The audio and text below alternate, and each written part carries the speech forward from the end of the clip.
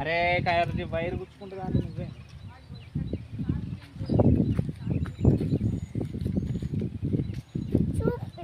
ఏంటిది బా అది పంజా దేనికి చేస్తున్నావు అది ఇది వాడ చూపిస్తా బా చెత్త ఉండాలి చెత్త సాఫ్ చేసుకోనికి తొందరగా త్వరగా దాని గురించి తయారు చేస్తాను